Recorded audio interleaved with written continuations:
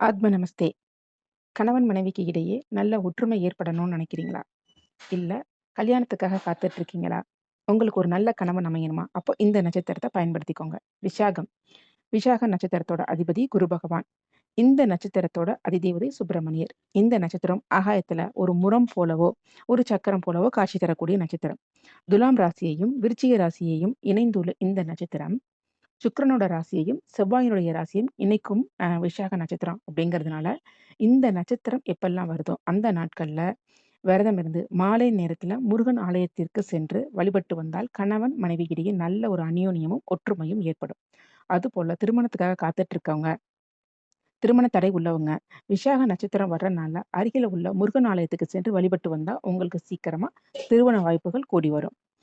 விசாக நட்சத்திரம் வர நாட்கள்ல திருநெல்வேலி மாவட்டத்தில் உள்ள வள்ளியூரில் அமைந்துள்ள முருகன் ஆலயத்திற்கு சென்று வழிபாடுகள் செய்தால் திருமண தடைகள் நீங்கும்.